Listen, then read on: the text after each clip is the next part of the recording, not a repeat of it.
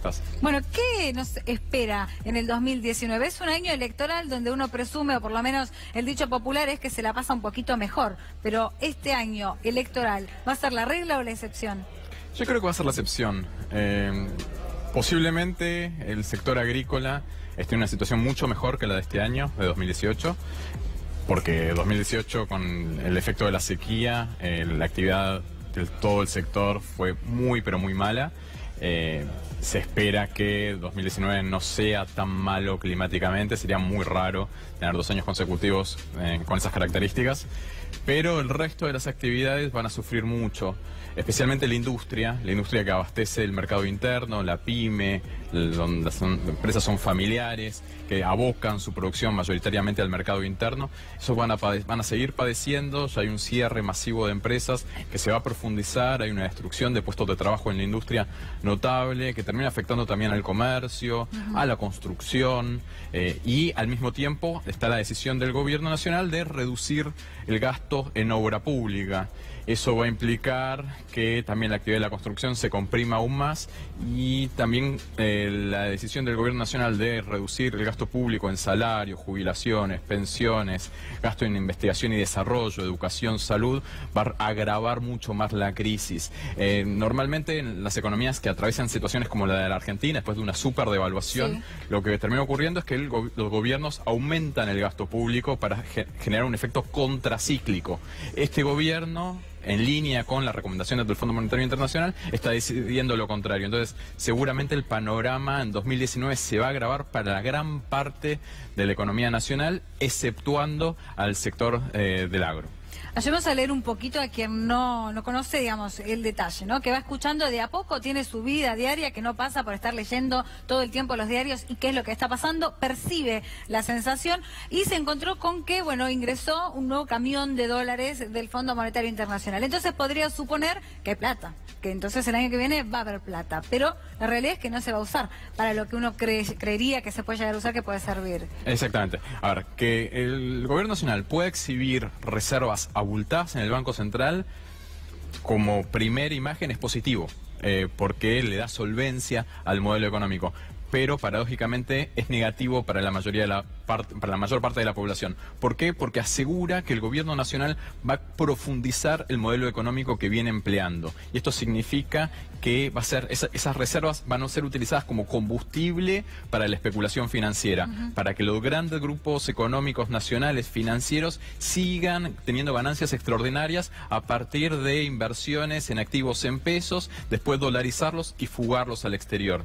Entonces, ese proceso lo que termina provocando es que se vaya deteriorando cada vez más la capacidad productiva de nuestro país, se destruyan empleos, se precarice el trabajo en la Argentina y, en definitiva, la situación social, política y productiva se va deteriorando y genera mayor desigualdad, en donde algunos sectores muy privilegiados pueden acceder a niveles de rentabilidad extraordinarios, como los que han tenido el sector financiero en estos últimos 7 meses, donde tuvieron ganancias espectaculares. Sacando el sector financiero, me tomo de una de las declaraciones que hizo, por ejemplo, el ministro Sica en el marco del G20, donde se firmaron una serie de acuerdos económicos de exportación que fueron muy buenos y se anunciaron, digamos, de cara al futuro. Él dijo que a partir de marzo iba a empezar a haber un crecimiento por sector, pero de manera desigual, que no iba a ser para todo el mundo. ¿Cuáles son esos primeros sectores, entonces, que van a empezar a ver que empieza a ir un poquito mejor?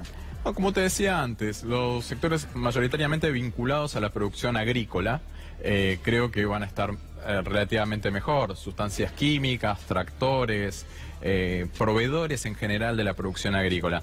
Pero en líneas generales, la industria nacional de textiles, calzado, marroquinería, juguetes, muebles, electrónicos, metalmecánica, industria farmacéutica, plástica, cartón, los grandes conglomerados, pymes industriales del país van a estar en una situación muchísimo más complicada, porque el consumo interno se está contrayendo y a nivel regional no hay un panorama de crecimiento importante como para que su producción la puedan orientar al exterior como exportaciones. Por el contrario, competitivamente van a estar en una situación mucho más difícil, porque al disminuir sus ventas en el mercado local, tienen más dificultades en términos de escala para poder exportar y a la vez los insumos básicos están dolarizados, los combustibles están dolarizados, las tarifas de los servicios públicos también están dolarizadas, entonces no han tenido un impacto de mejora por la devaluación reciente. Solamente tienen el costo de la mano de obra que ha caído, pero, medido en dólares, ha caído, pero tienen al mismo tiempo un mercado interno contraído, mucho más reducido, y es el foco principal de sus ventas. Ahora, hablemos de inflación, por ejemplo. Este año excedió las previsiones, pero por lejos. ¿El próximo año podemos esperar que se normalice un poco la expectativa o no? Ahora, yo creo que el año que viene no va a ser tan inflacionario como este año. Las previsiones para 2018, en la mayoría de los grandes analistas económicos, estaban hablando de que iba a estar en torno del 17-18% y vamos a terminar muy cerca del 50%. Entonces, me parece que hay que dejarlos de lado ya a los grandes analistas económicos que evidentemente están financiados por el gobierno nacional, porque lo mismo ocurrió no en de forma tan grosera en 2017 cuando decían que iba a ser del 17-18% la inflación y terminó siendo casi el 25%, o en 2016 cuando decían que iba a estar en torno del 28, 29, 30% y terminó estando en el 41%. Entonces yo creo que esos análisis hay que dejarlos de lado, hay que tener un criterio mucho más realista. Hoy, por ejemplo, esos analistas están diciendo que la inflación el año que viene va a estar en torno al 27% y no puede ser, va a ser muy difícil que esté en esos niveles, va a ser seguramente mucho más alta del 30%, yo estimo que va a estar entre el 32 y el 34% la inflación el año que viene, porque